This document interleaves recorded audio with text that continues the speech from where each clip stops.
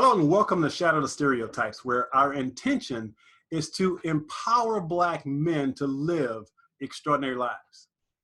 You see, there's never been a shortage of Black male role models. There's only been a lack of exposure of those role models. So the intention of this show is to showcase and highlight men of color who are doing amazing things in the world. And joining me today is a guy who is doing just that. And this guy, gotta tell you, I love him already. I love his energy. I love everything he's about. He is, what did I say? Well, first of all, he's a creative director. He's a choreographer. He's an activation speaker, a performer, just an all-around cool guy. So without further ado, let's introduce Mr. Bradley Rapier to the show. Bradley, how you doing, man? I'm doing great, Michael. Great to be here. Well, I am so excited to have you on the show because for me, I consider myself to be very intuitive, and I feel into people. And when I found you on LinkedIn, I was immediately attracted to your energy. I happen to be an irrepressible optimist with a passion for the impossible, and I try to surround myself with optimistic people. That's and at it. the same time, I don't deny all the challenges that are out there in the world, but I choose to focus my attention on optimism. So when I saw you, I said, man, this guy, I got to get this guy on the show. He's just perfect for the show. So again, I want to welcome you to the show, and we're going to talk about a lot of different things that you do. But first of all, we're going to start with a few icebreaker questions just to introduce you to the audience. So first of all, tell us about where you're from and just a little bit about growing up.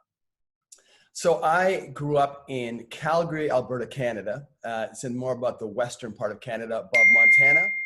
And it was cold, but it was wonderful. Actually, as a kid, you don't care about that stuff. It was actually very great.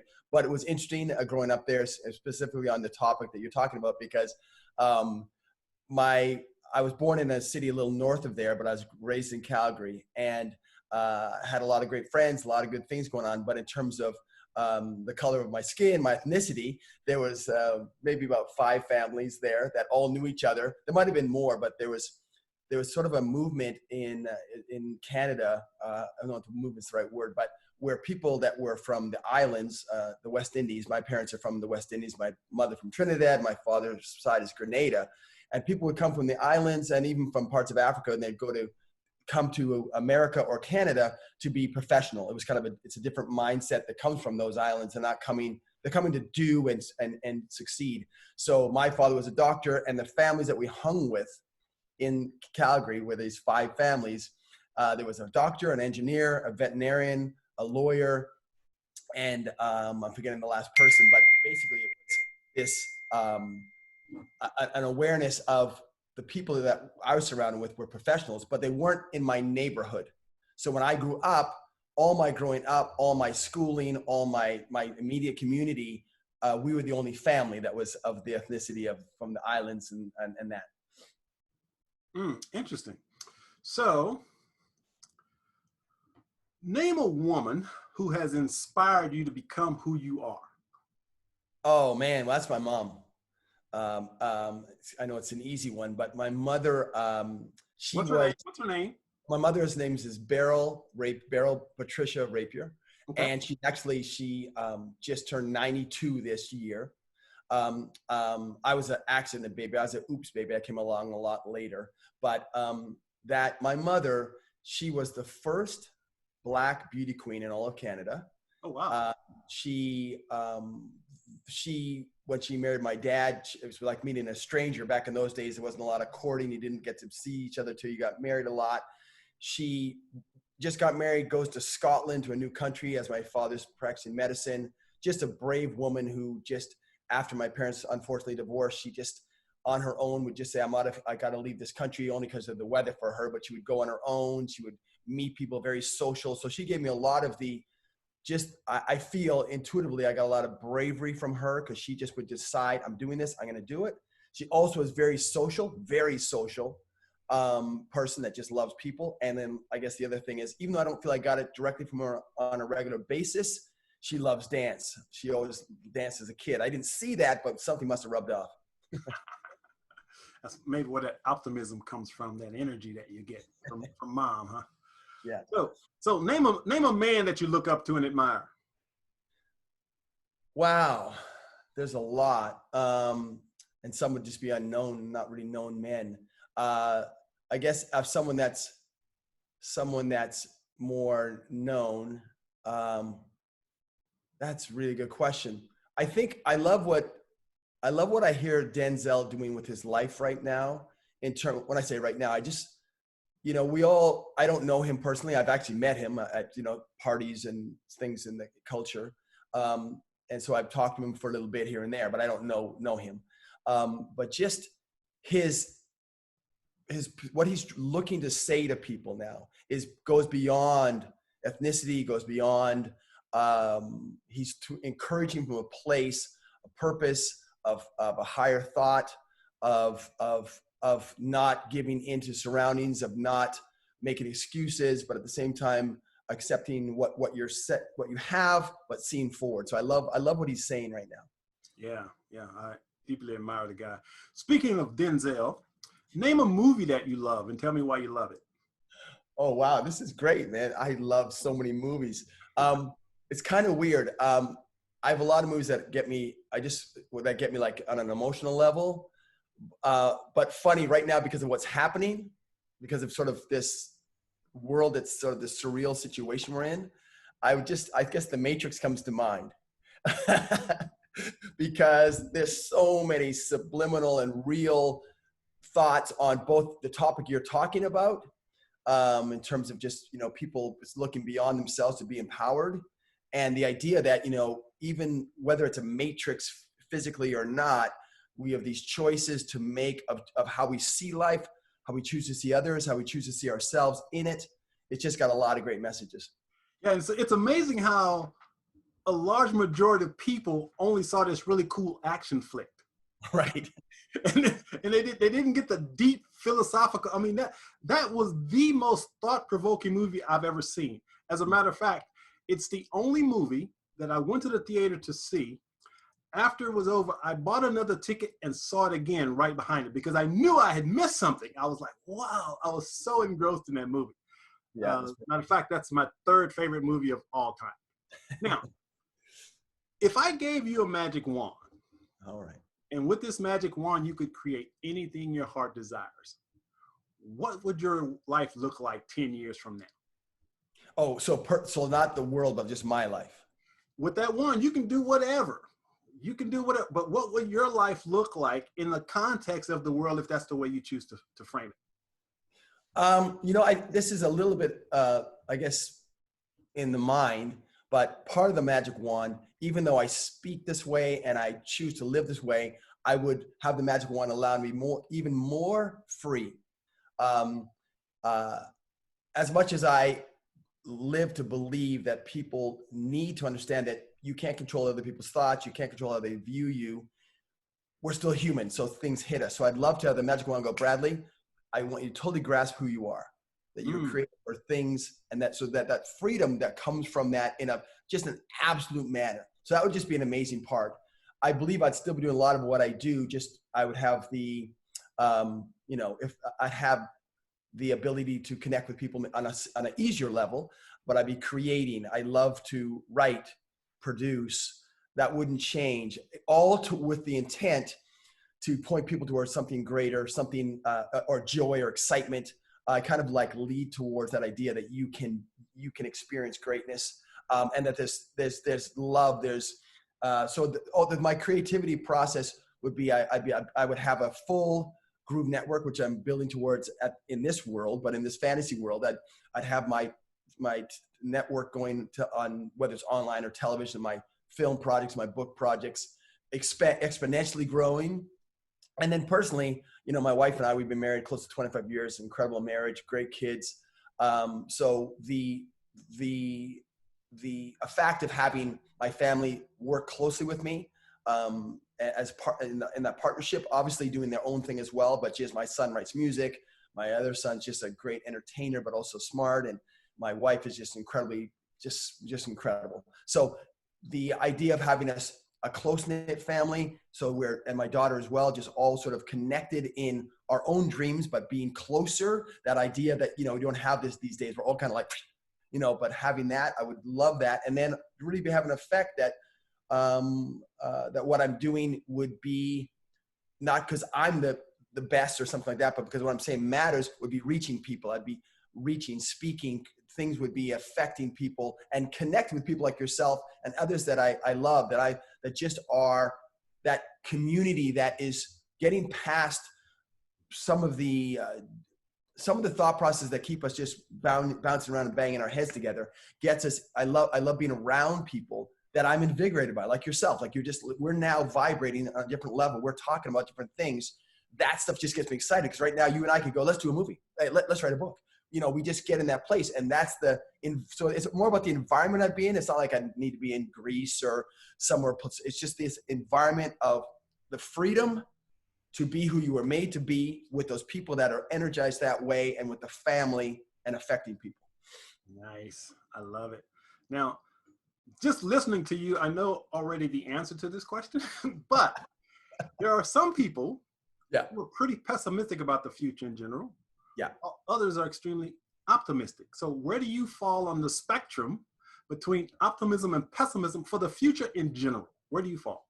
I do fall on the side of optimism. I've always been kind of a glass full guy. Even as things go, wherever they go, I am also a person that looks in the past. And so, we have to remember, like, that's why I love my mother. My mother tells me these stories. She was she was alive in the Great Depression. Obviously she was just a baby, but still she was going through things that she showed me. Whenever I think I've got it tough, I talk to my mom, you know what I mean? And she just sets me straight. Or I just hear her stories, and just the idea of, this sounds small, but when she was in Scotland, there's no phones, there's rations, right? She was allowed to get one piece of meat a week for her and my dad, 2 eggs a week, 1 bath a week between the two of them. That's it, 1 bath. And that's why they came the term of the baby with the bathwater. He took a hot bath, and then the next person went in. If she wanted to write a letter to her family back in Canada, she'd write it. It'd take a month or 3 weeks to get there. So it'd be like about a 2-3 month window to be towards communication. So just that, right? That's not even any kind of hardship. That's just what life was like. So that's what life was like. But then of course we know what the world and what this country has gone through. So I love perspective. And I go, wait a minute. There's been fights before. There's been things before. And above that all, I just have chosen optimism. It's a choice, I believe. It is a choice.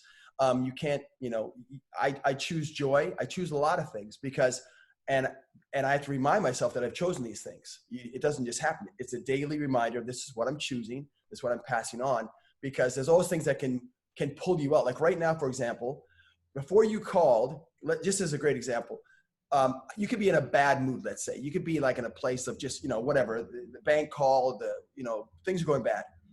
But it's amazing, in that bad mood, if the doorbell rings and it's a friend you haven't seen for a long time, you're happy all of a sudden. Now, how does that happen? It's you could stay somber and whine, and it's so really, I'm not making light of things that are tough, because I've been through tough things as well, and I know you have as well. But I just know that. And then the bigger picture, because of what I believe in, this greater group, this something that's greater than me and you, I don't pretend that I have control to fix everything and that I know everything. And I do believe that there's something that, for myself, I'm a person that believes in God. I'm a God guy. So I believe that there is something that is in control of things that on a larger scale will take care of these things. Maybe I won't make sense of it right now, but I do believe that. So I have more of an ultimate hope in that. Yeah. And it goes back to the movie The Matrix about choice, the red pill, blue pill. Exactly. We get to choose, Yeah, so there's so much power in that. I think people sometimes forget that. I believe that's one of our greatest gifts as a human being, is the ability to choose. We get to choose. So I completely align with that. So now I want you to introduce Bradley the Professional. So tell us a little bit about what you do. All right. Well, my background's pretty extensive, but just in a short nutshell, about 25 years ago, I happened to found one of the most influential dance groups in Los Angeles. And that then over the time, I've started a gathering in LA as well that grew, and it sort of affected the whole dance community, launched countless choreographers, dancers, and artists. And through that, then that got me launched and collaborating with tons of people. I collaborated with the likes of the director of Hamilton and the director of Jesus Christ Superstar. I took the crew that I had formed. We were on So You Think You Can Dance and Ellen and Dance with the Stars. And then I started to choreograph both from LA to Broadway. And so that's kind of my background. And that kind of got me into what I do now. I mean, I'm a creative person. So I'm not sure if that fully answered your question though. Yeah. Oh yeah. That's what we're talking about. You as a creative person expressing yourself through dance. That's what I love, and movement and obviously deep philosophical thoughts, which I also love. So we're gonna cut it off at that. That's what you do. Yes. So my latest book is titled The Cure for Onlyness, A Black Man's Guide to Joy, Passion, and Purpose. And the book addresses how we as Black men sometimes may feel this sense of onlyness because we're the only person of color in a particular environment. Now, you coming from Canada, I'm sure you can relate. So give me your experience of that, growing up in Canada as the only man of color in a lot of situations, and how you dealt with that. Well, so it's really interesting. I mean, it would take, 3 hours to go through all this because there's so many intricacies and touches on this. But when I grew up there, so I'm the youngest in my family. And so I do recognize that my older siblings had some things that I didn't go through. Because like I talked to my older brother, my oldest brother, and he has a different, he was, I don't know what the word would be, but he was damaged by things in a way that I go, what, really? Because I was, again, I was an oops baby. So I'm like 11 years younger than he is. So, but I go, wow, man, I did not have that. So I recognize that my siblings, because we're the only family, that they were, I'm fourth. So I come along last. So by then it's a little, oh, here's a rapier, another rapier, So my growing up there, I was aware of the differences, but I will say to be, really, there was a lot of just great people. My parents were, thankfully, by the time I came along, my father was starting to have his practice. As a kid, when things happen, you don't really know it quite as much. So there were kids that would say stuff, but I was a kid. So, I don't know what he's saying. For most of my more years when I'm older, in middle school and high school, I was aware that I was, different. I remember in grade 2, my grade 2 teacher would come in and sort of pat my head. But I also, this is weird for me, Michael, I don't know where it came from, but I just never decided to decide what someone was thinking. So I did not spend my life going, oh, she must think I'm whatever, she's treating me like a whatever. I just didn't do that. I didn't assume that I knew. I assumed she was curious. Like I might be curious if I was the only kid with a sweet fro in the class, like what is that? And so I didn't take that. Now, of course, if people fought me, my best friend at that time, he called me Blackie and I called him Fatty, and we started fighting, and then we became best friends. So I have stories that things would happen, but I definitely on a regular basis, I think, sure, there might have one of my great friends said, Bradley, I want to apologize. This is just last year. He goes, I really am sorry. I called you names when you were younger. I don't remember them. I don't remember the effect of them because I remember he was my friend. I don't remember him treating me horribly. So I guess in answer to your question, I definitely knew I was different. There's a lot of stuff that gets into the dance aspect. That's a separate story where I knew that I was, involved in a culture that no one else was doing, or very few. But in terms of my living, I had my friends.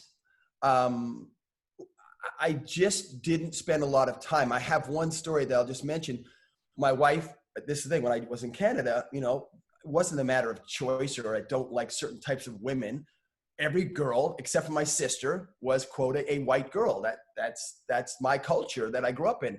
It was culturally true. And they were my friends and girls that I liked, girls that I dated.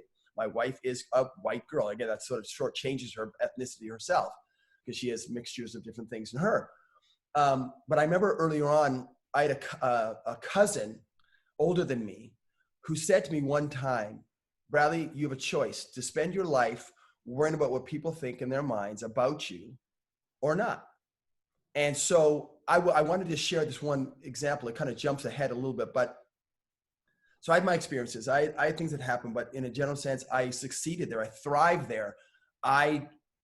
If people were interested in me because they were like curious, fine. I didn't really care. I was like, I'm going to go, I'm going to achieve. I was a good student, all these types of things. I'm going to try everything I can try, and I'm not going to waste time. Well, I would watch sometimes, truthfully, when I'm here in America, and I've been here now 25 years, 26 years. And because of my experience to have been already among and been a minority to the extreme degree, and used to walking around in that, when I came here, and I would look like a friend of mine who would look just like me by physical looks, and we would go and experience something, I would watch and hear his experience from the day we just had. And I would see, and I'm not saying he was wrong or I was right, but his choices would be like, man, today was rough. That waitress was a racist. I go, what? Yeah, she was really slow serving us. I go, what? I go, maybe she had a bad day. Maybe she just got a divorce. Maybe she doesn't like you, but you don't know. So you spent the whole time we were having breakfast thinking about that waitress because she served you coffee late? I said, wow. Now, I understand because the experiences he had were just the mind that set that up and blah, blah, blah. But in that moment, there's a reality. It's like the Matrix. In that moment, that's a choice you're making, right? Because you do not know if she hates you or doesn't hate you, or if she's grumpy, period, or not. And if you go there, you're going to choose. So I guess I really think my experience of growing up in Canada and in an environment with a father that was like, go succeed. My father was like, listen, I don't want to hear you complain. I want to hear you go do. And so, I didn't have as many complaints as my older siblings. My sister wanted my dad to go and fight with a iron fist and Angela Davis and go take on the world and, racial rights, Right. My father's like, look, go do the homework, go do your work. Not everybody's going to like you. And so I just didn't get caught up in that as much. I'm very grateful for that.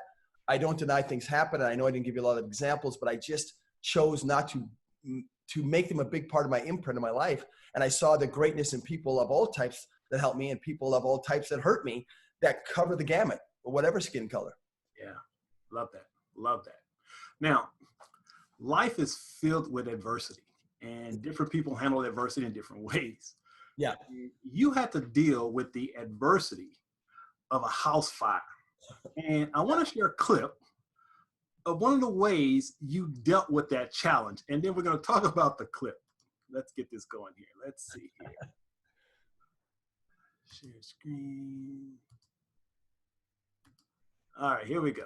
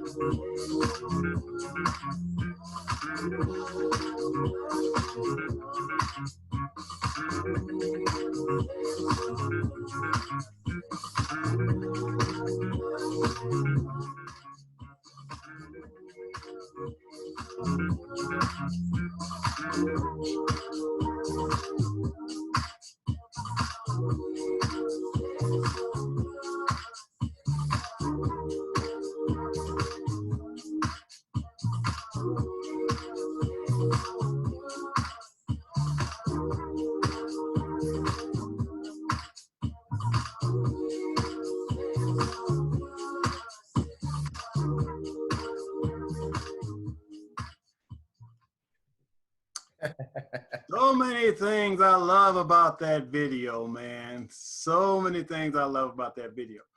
A couple of things. First of all, a house fire, in most cases, would devastate a lot of people. But the fact that you were able to come out of that and still have this joyfulness about you, I love how you handled that.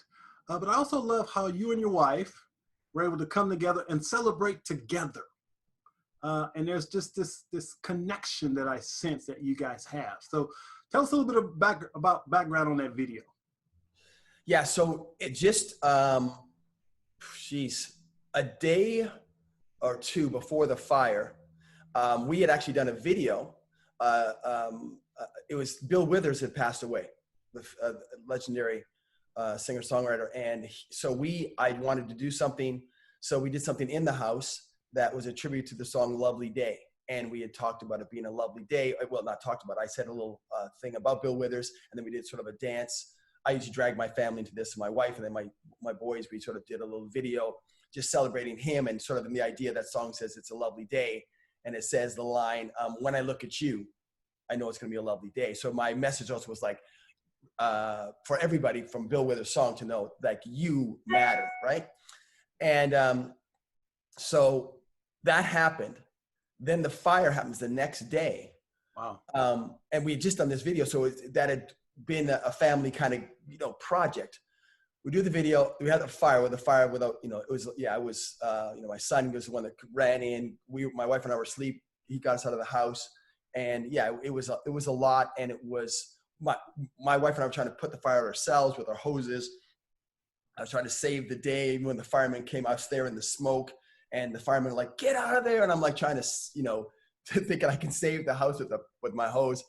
And my wife collapsed to the ground, and it was a lot. My oldest son was really, he was the one that saw it the most, and this is his home. This is all he knows is his house. And so he was very, really hit him really hard. So there was a lot of stuff, and you can imagine as you're going through the fire, you're digging through stuff. It's all up and down. You feel like you talked about earlier. You feel great, and then you see a picture, and you get a memory, and then that whole thing. So there was a lot that was going on, but my wife and I just thankfully, we've chosen each other, and we've chosen a way of living, and a way that on one, we believe our marriage is larger than who we are. We believe our family matters more than the current thing, our longevity of our family, and what we instill to our boys. And so, and we're both, I'm a God guy, she's a God girl. So we both have that sense of, okay, there's something happening here. And as we did that, this is the crazy thing, Michael, it's interesting. So many people outpouring of love, and we needed it. We support, and, we had people in this COVID thing, neighbors taking us in. There were no hotels. You couldn't go in a hotel. We were trying to figure out where to stay for the first week.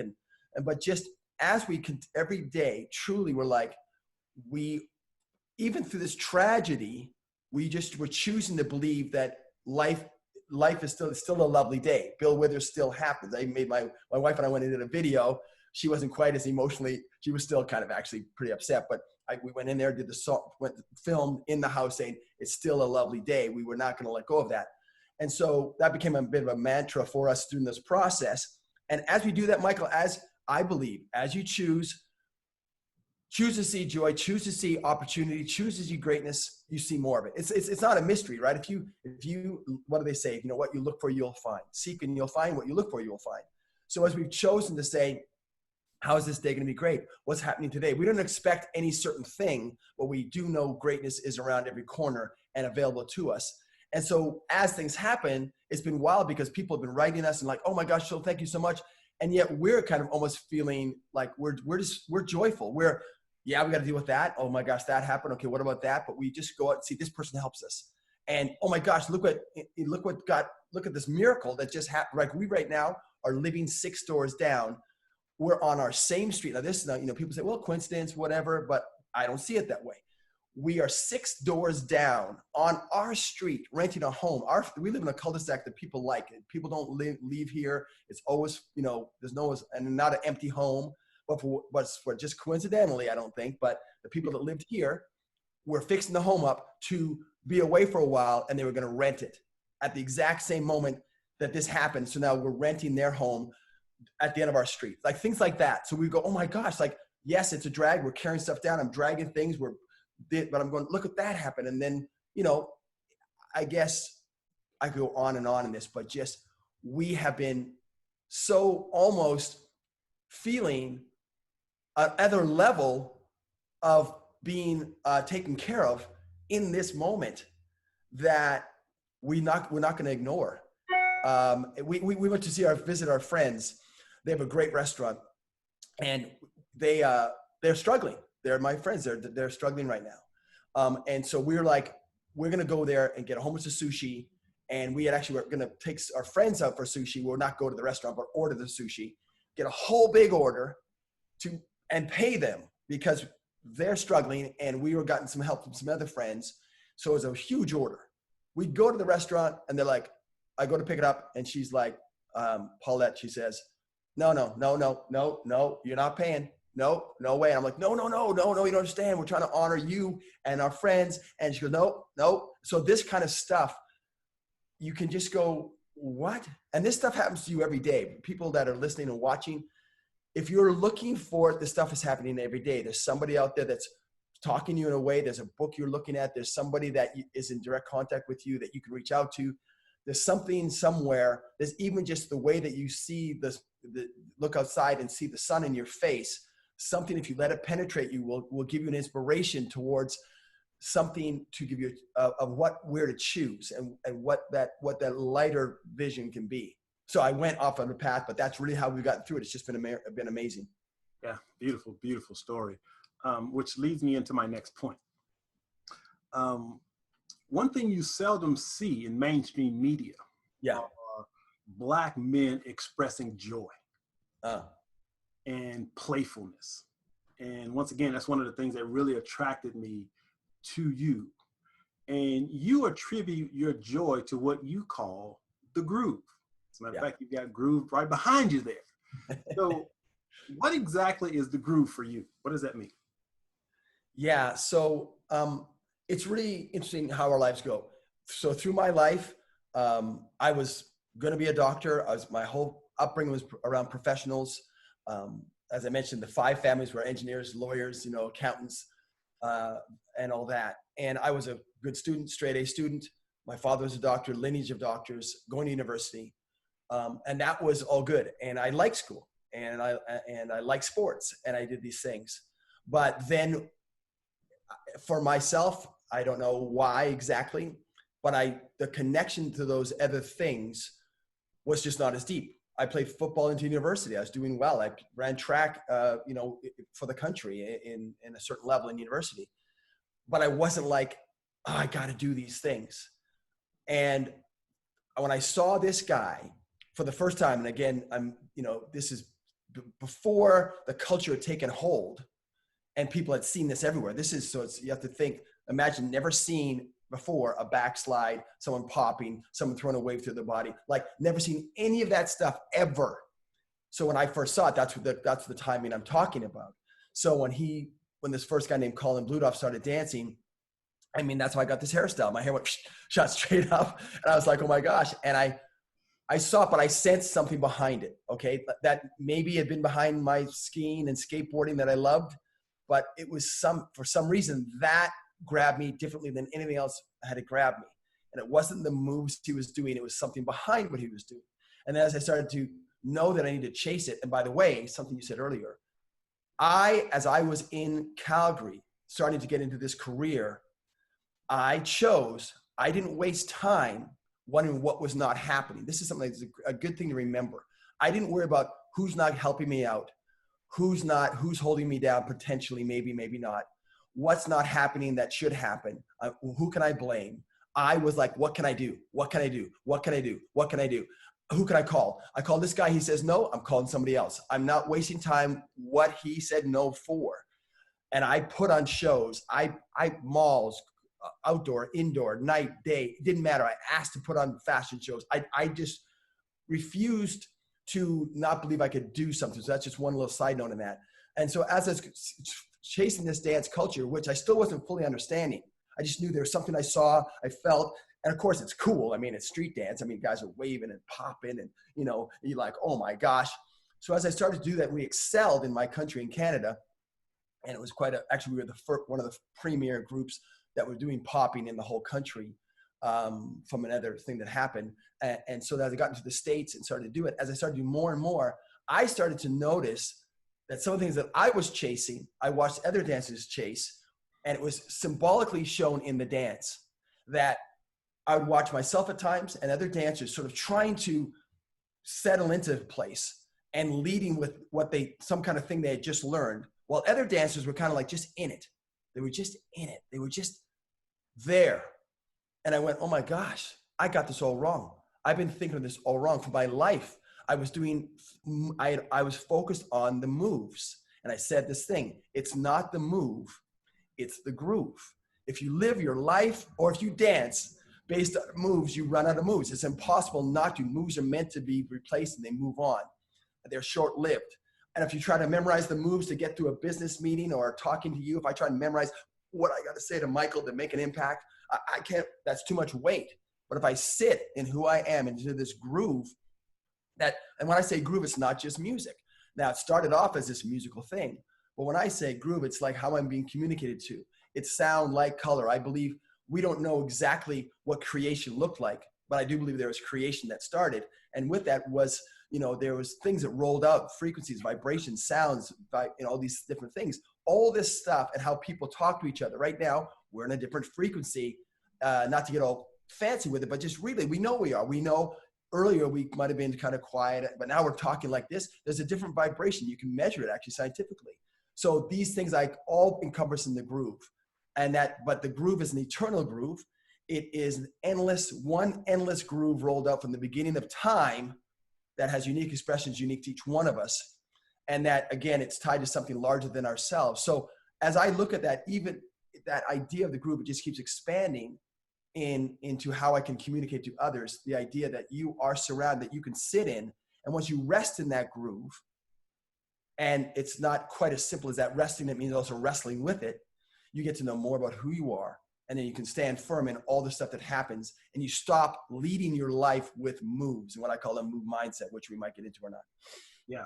And interestingly enough, you said that you're a God guy, Yeah. which I consider myself to be a very spiritual person. And as I'm listening to you, I'm reflecting on my favorite movie of all time, which is Star Wars and The Force. And I see Yoda back there. Yeah, there you go, my man Yoda back there. And so when I was first beginning the process of becoming a writer, I never went to school to write. I just decided I was going to write a book because I wanted to inspire Black men. And back in 1995, I wrote a book called Brothers, Are You Listening? And I'm a firm believer in meditation. And I've been meditating for more than 30 years now. But what I learned was, as a result of my meditation practice, I was able to get in a state of flow. Some people would call it flow, but I think it's the same thing you're talking about, the groove, this universal energy that moves through us. And it is the source, I believe, of all creativity. It's expressing itself through us as us. And so when I wrote my first book, I wrote my very first book in 90 days. Wow. How many words? 50,000. Oh my gosh, that's incredible. I'm writing a book right now, so I know what that is. That's 50,000 words in 90 days. Yeah. But I'll blow you away in just a minute with some other facts. But when I was writing, I had this vision, if you will, or what I called, I'm in a universal groove. Because when I was writing, it was like I wasn't really writing, I was taking dictation. Yeah. Something greater than myself. And I would get into these, I don't want to call it a trance, but I'd get into these states of awareness in Yeah. which I literally get my mind out of the way and Yeah. allow that, what I'll call divine intelligence, Yeah. to actually write through me. Yeah. Yeah. And so that's kind of what I'm sensing when you say it's not the move, it's the groove. It's that internal energy, I believe the source of creation that every human being has access to. Yes. Yeah, and that's exactly we're saying it in these different ways. When you think about it, I was saying to my son yesterday, I said, son, do you think that E equals MC squared only happened once Einstein discovered it or you came across it? He said, no. I said, yeah, that's right. E equal MC squared because E always equal MC squared. Math was in creation. Like all this stuff was there before, and we come across it, we discover it. And I love the way you said you're a spiritual person, because that's really, it's understanding how powerful that part of our life is. When I'm sitting here and I get as I'm talking to you, sure, some of it's memory, some of it's what I've been through, but sometimes I'm very aware that I get a thought, I go, wait a minute, that thought came, that thought came from somewhere. And it's not, and so I allow myself to go, wait, that is a thought higher than my thought. I did not have that thought before. And like you said, you sit in it. And I actually, when I think about the groove, and I talk about the circle a lot, because I use these analogies of the groove. I use the analogies of street dance culture specifically. It's not just the groove alone. When I use the analogies, because street dance culture, the beauty of the culture is, there may be other cultures like this, but in terms of dance, street dance culture is specific in that it really revolves around a lot of freestyle and you getting your own style in it. And that you have to step into a place where you're comfortable to just let yourself go in whatever atmosphere, whatever time. And so you're not able to prepare and have everything choreographed and ready. You have to be ready to, quote, freestyle with foundation, like from somewhere. It's not from nowhere. But you're able to just kind of go with, okay, I'm dancing against this guy in France, now in America, in a garage, on a stage, I'm ready to go.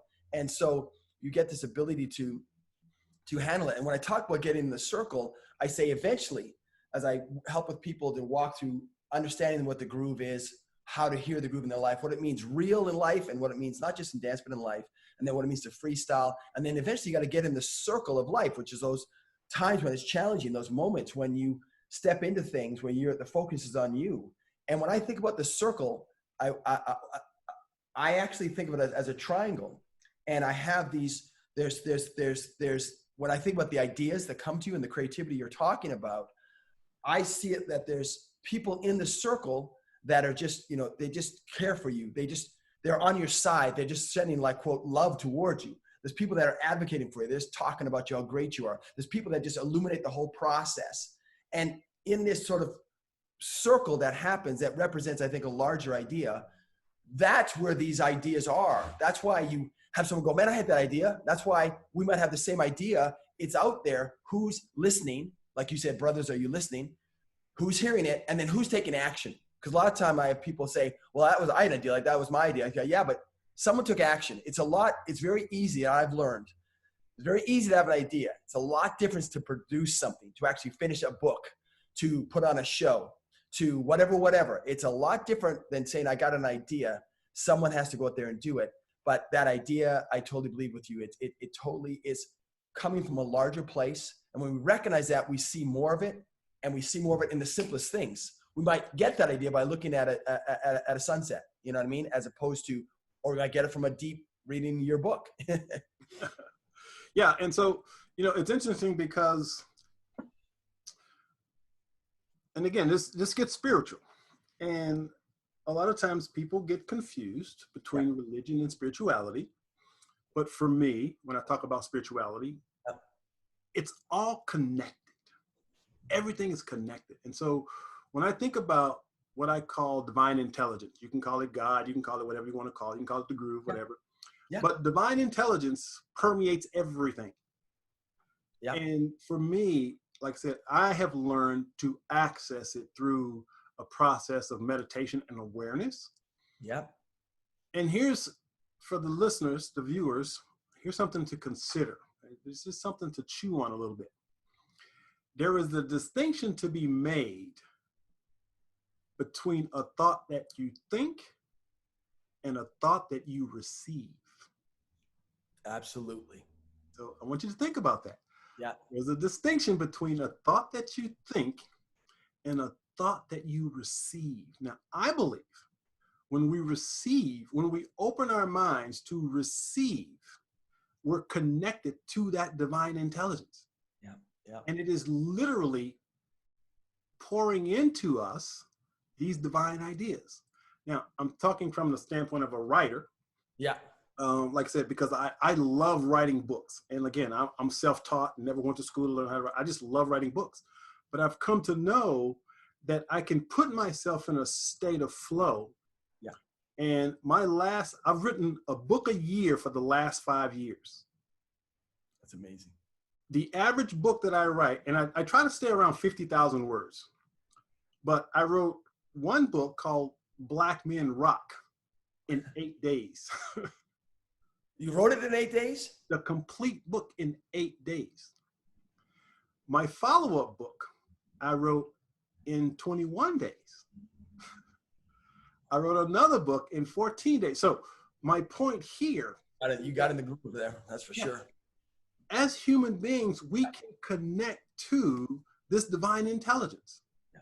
If we're open our minds enough to it, it's nothing woo-woo about it. It's something that all spiritual teachers have been saying since the beginning of time. Absolutely.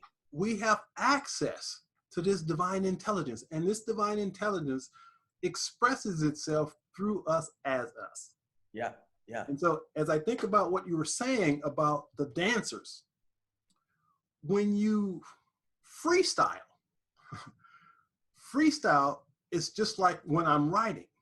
You get your mind out of the way and something else sort of takes over. Yeah, yeah. And you become that. Yeah.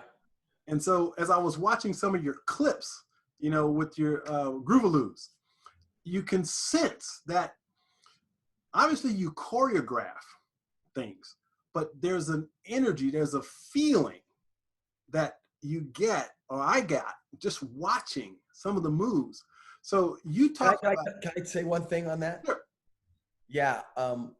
When I was forming the Groovaloos here in LA, my 3 things that I was focused on, because that's what grabbed me at that time when the Groovaloos formed, this is in the late 90s, dances were kind of separated. If people did popping, they just popped. If they did jazz, they just did jazz. There wasn't a lot of mixing like you see now. It just wasn't happening at that time. And so we helped to reintroduce that. It might have happened at an earlier time, but we sort of brought that back because I loved all styles. I loved everything. I loved every style of street dance. As long as you were into the dance to get down and get into the groove and freestyle, and you had that place where you're going to reveal yourself, be vulnerable and courageous enough to get in there and reveal yourself and do that. Because I needed to see more of it. So I would get stronger at that. I knew I was still on that journey. So that was the one element, was the freestyle, mixed the styles. And when we did the routines, I did the routines mainly as I choreographed them and working with the group, was to set up routines that would set up the solo. It wasn't to set up the routine. Because I do believe, like you just said, when people reveal themselves, did I lose you? Oh, there. When people, there, oh, thank you.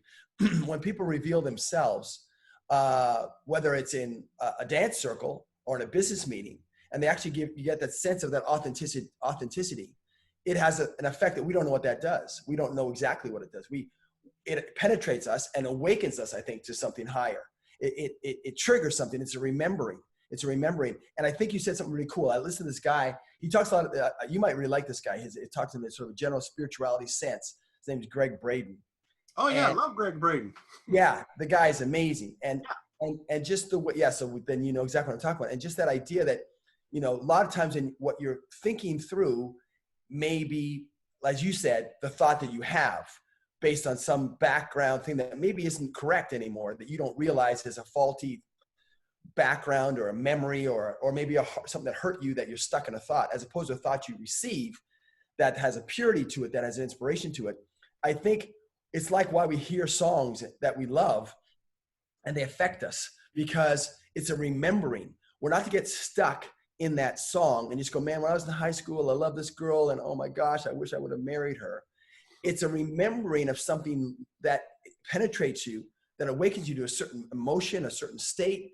That's I believe is to remind you again of the deeper, the longer term groove, who you are, remembering that thing is connected to something larger. Like you said, we are connected. The groove is about awareness and the idea that you are truly connected to it all. In the silence, in the chaos, you have a connection.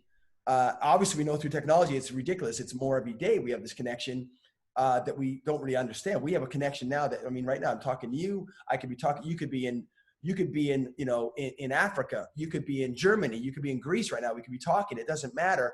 It's unbelievable. So there's that actual connection, but there's an invisible spiritual connection without question. And when I talk about the groove in people's lives, I really speak on a practical basis. I give the analogies, you know, like when I was first teaching at USC, I taught at USC for many years, and the students would come in and I would say, okay, I want you, they'd say, what moves are we going to learn, Prof? What are we going to learn? I'd say, well, you're going to learn a lot of stuff, but I want you to learn how to dance. And they'd say, well, we know how to dance. And I go, okay. So I put on music and in that time, they'd start dancing and then they'd stop about 15, 30 seconds later.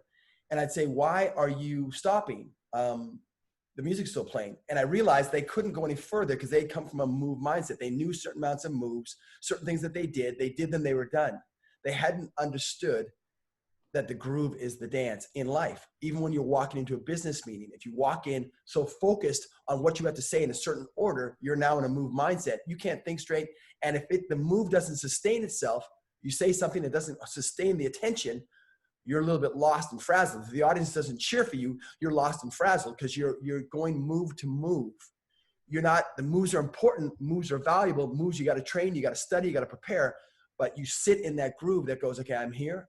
Right now, I have an ability. I trust that what I speak, I've done my preparation, but now I'm gonna be ready because the room might say something different. The question might be different than I thought. I had no idea you were gonna start this conversation asking me about my favorite movies. You know what I mean? If I would be like, wait, Michael, no, I want to talk about the move and the groove. No, movies, right? I could have been totally, you know, stop the meeting, right? Because you get stuck in what you want to say. Anyways, I went on a little thing there, but just to share, you really got me going. Well, again, it's all intentional. Yeah. Because there's this, I believe, this is Michael Taylor's belief. Yeah. That the divine intelligence that creates this universe knows exactly what it's doing. Yeah. And I believe we're on what I'll call the train of evolution. And this train is going somewhere, right? So for me, evolution is simply the process of moving to deeper and deeper levels of complexity. And so I believe what we're moving to, or what we're evolving to, is simply more conscious human beings. Yeah. And that consciousness comes from awareness, knowing that we are all connected. And I don't get caught up into ethnocentric ways of thinking, meaning I don't see human beings as different because of ethnicities. But I also recognize that as a man who happens to be Black, yeah, I have a responsibility to be a role model, if you will, yeah, to share insights and wisdom with others to support them in getting into their groove. Yeah. And that's why I do what I do. And that's why I bring people like yourself on to expose men of color to maybe some different ideas, some different ways of thinking. Well, you know what you said there, because I'm glad you said that, because when you were inviting me on the show, because ultimately, and I think what you just said just really summed it up perfectly, because I want to inspire, empower anybody. I don't care what they look like, what you just said. When I watch a movie, Bruce Lee inspires me, Sylvester Stallone inspires me, Denzel inspires me. It doesn't have to be any one. And I know, again, that's my upbringing. I know some people are like, no, if I didn't see Michael Jordan or whatever, someone that looked like me, if I didn't see the first Chinese, basketball player, until I saw that, I couldn't breathe. Somehow for me, I didn't get that, maybe because of the mix of how I grew up in a place where I was the only one. So I have been able to pull apart easier, maybe, to say I'm inspired by inspiration. Greatness inspires me. I don't care where it comes from. Maybe how my dad raised me. I'm not sure. So I do recognize, like my mother, oh my gosh, we're watching American Idol or one of those singing shows. Once there's a person of color singing, she may not admit it, but she's in their corner. And I get it. I recognize she went through stuff that still is part of, she wants them to have a chance and she wants them to see that. So I totally agree with you. It's like helping those that aren't seeing what we see, but ultimately it's like the groove is colorless. Absolutely. And that we are to not get too caught up in identifying ourselves a certain way, not ignoring what it is, but saying, I at my core, this, for me, Bradley, this is not my identity. My skin color is not my identity for me. My hairstyle is not my identity. My dance is not my identity. I get to experience life in the skin, being able to dance, but I choose not to make it my identity because I found that when I make it my identity, on the flip side, if there's something happening that's people of this color are perhaps being on the bad side, they're perpetrating, I will make excuses. I will find a way to say, well, because I'm not able to disassociate myself from this. I've made that my identity. So for me, I reach deep into identity that's connected to the groove itself of how I'm created to be and who I am, that I find out through that circle and getting in there and finding out what I'm made out of it through my integrity and character, things that are long-term. That's what is the issue, because you're going to travel the world. You're not always going to be in where you live, and there'll be places where you're the minority, where you're the majority. And how are you going to now react if you've decided in a certain way? But I understand your mission, that obviously there are people from how they're raised, what they've been told, and what they've have happened to them that are like, wait, I'm an underdog here. But I still think that if you spend your time on that, you'll lose out on opportunities. And I know you're not saying that. So I think it's like you're saying, wake up to the fact, I'm feeling it with you. I have the same skin. I'm experiencing it with you. But there's a way to look at life that transcends that while you face this. Am I summarizing that right for you?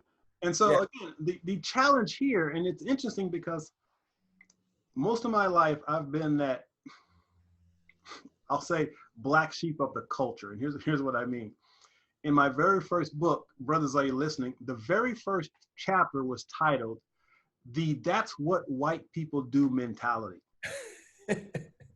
And I was challenging men of color to really think about the things that they were afraid to do because they were afraid of being labeled a sellout.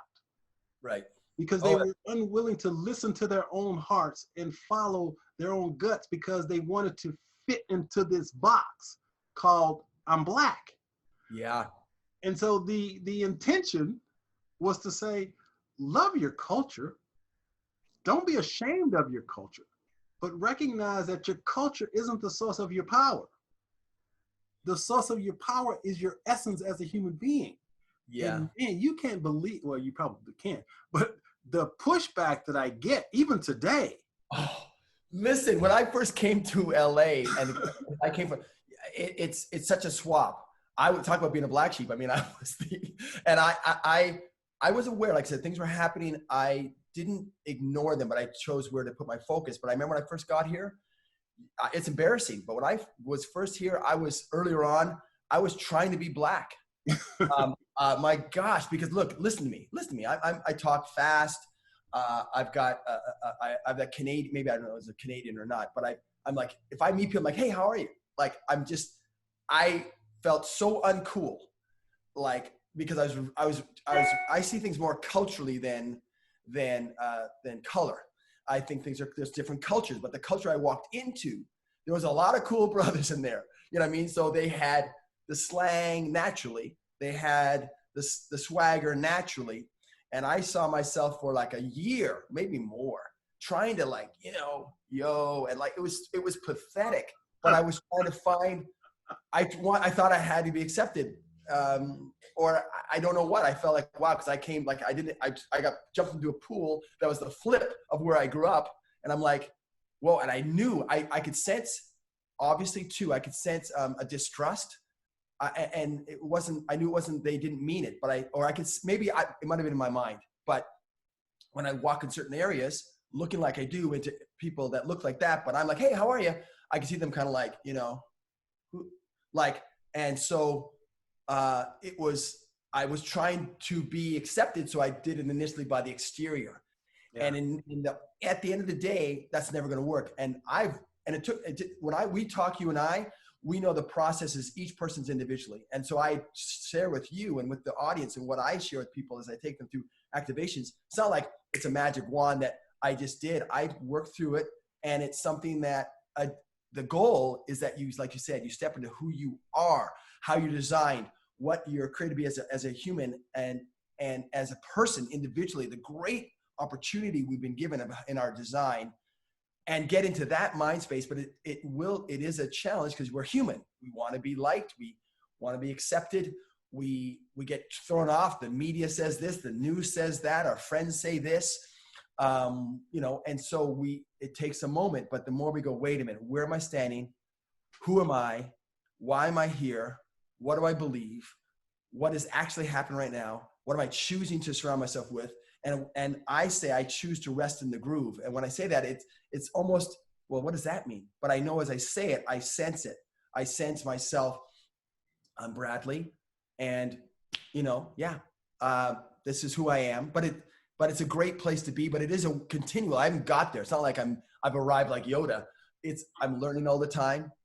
I love the discussion. Like, Michael, I am so in my life now, this is all I want, not all I want to do, but having these discussions, being around people like yourself that are just in this place of, you're looking to help a certain group, but at the same time, you're saying, look, this group I'm helping, you're part of the bigger picture. You're not just over here. You're in all of it. And see that. And it's like, yes, let's wake more and more people up to this. So it's not us versus them. It's just a whole great they. Again, though, for me, I say we recognize that the groove is something larger than ourselves. We don't get thinking that we on our own can fix everything. I don't quite believe that. I don't know if you're saying that, but I think there's a part where we sort of give into the idea that the groove knows more than we do. You know what I mean? Yeah. But, it really boils down to each individual coming to the understanding of who they really are. Yeah. And, again, I believe that every human being has a divine purpose. I believe each of us are gifted with some unique gifts and talents, and it's our responsibility to figure out what they are. And when we do figure out what they are, and when we take those gifts and talents and apply them to somehow make the world a little bit better, then we find our divine purpose. Yes. So for me, my gifts are writing and communication. And so I use those gifts to write books and to speak, and it helps make the world a better place in my own way. So my life is rewarding and fulfilling and has deep meaning because I'm in the groove, because I'm expressing the groove. That's what this is all about. And so the intention of this show is to expose men of color to this idea that we have to start asking ourselves some deeper questions about who we are. And we can't get caught up into all the external negative media narratives about who we are. And also I've got to learn from my upbringing that unfortunately media and sports, I shouldn't say unfortunately, there's a reality that media and sports kind of sort of surround our minds, right? Especially again, a man of color that tends to be what's so much surrounding us, right? So sometimes we're looking for things that aren't there. And what I mean by this, there's great men, there's many people of color that are running companies, that are doing incredible things that you're not reading about because it doesn't sell the newspaper, it doesn't get you excited. It's more exciting to talk about the conflict with this guy and that guy. There are great examples. Like I would look at different, Fortune 500 magazines and certain things, you'd see there's people of all types doing amazing things, but it's not as exciting to read about a guy that's creating left-handed widgets as it is to read about a guy that's, a coach of a basketball team. So it's also waking up to the what is actually happening that you're not hearing about at all. That is truly phenomenal. And if you let go of, well, it's not at this level yet, but wait a minute, no, let me talk to my mom again. Okay, mom. Oh, wait. Okay. Yeah. It's a lot better. It's amazing what's happening. It is phenomenal what's going on. The opportunity you have, and I one lesson I like to give to people is like, especially that who may unfortunately have gotten from their upbringing a little bit, and I say this delicately because I don't want to, insult anyone, because it's a little sensitive word, but it might have a bit of a victim mentality that they've been given, that partly justified, but also can become a bit of a crutch where it sort of becomes like, oh, I've been told so many times that I'm held down. And what happens with that is I've watched, like when I do things and I work on a project, I do a lot of projects that do not work. I mean, I've choreographed, as I mentioned, from television to theater. I have another organization called Cantina's Arts. I do a lot of work for them, a great group that does great work. And there's a lot of things that don't work out. I mean, meetings and that. And I could easily say, oh, it's because of this or what I look like.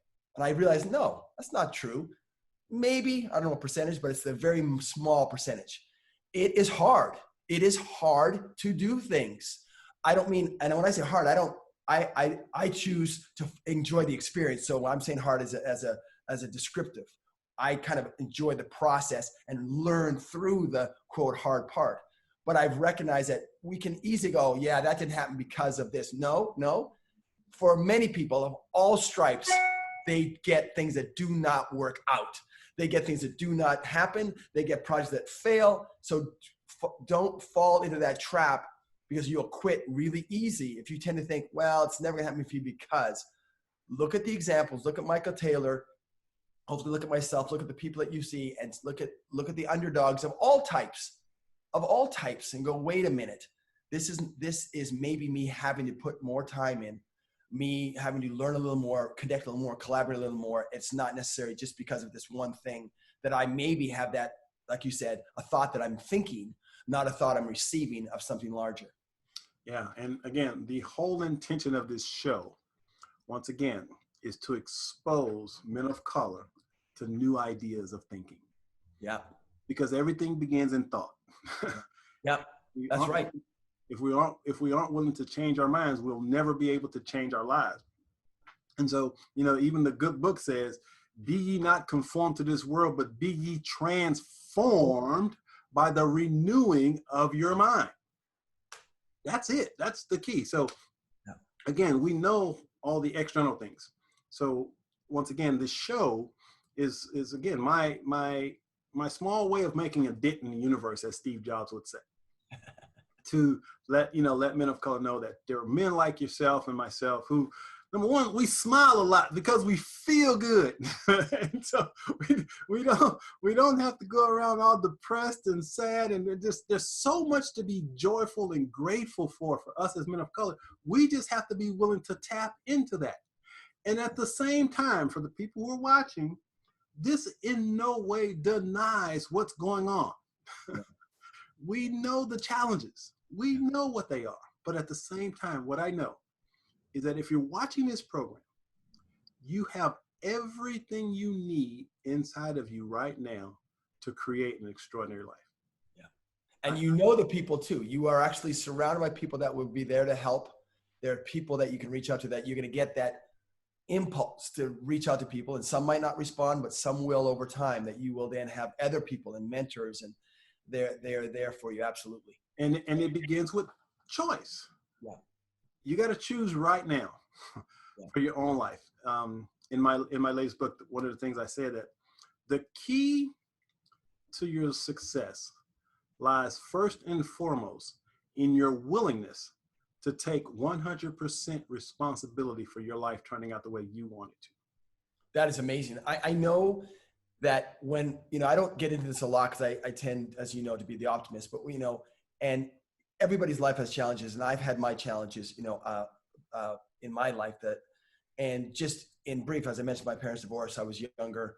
My siblings had a lot of, at certain times, a lot of sort of dysfunction in between them. There was a lot of fighting going on. And I just say that to say that, without going into detail, I had a start in my life growing up that I was anxious and nervous to a place where I was fearful of just instability of life from what happened with my parents to being nervous about what was going to happen in life. And I'm just grateful that I had a choice. I could have easily have stayed there. I could have easily have let that had me choose not to do a lot of things. And you absolutely, as I spent time getting in the groove, getting in the circle, even when I was afraid of it, because believe me, there are times literally when on a dance circle where I'd be like, these are the legends, and I have to go and dance in front of them, or away from dance in life, I've got to go into this meeting. I don't even know what I'm doing when I was saying that, but I did know what I was doing, but I felt that kind of fear. What am I? And you just have to go, wait a minute.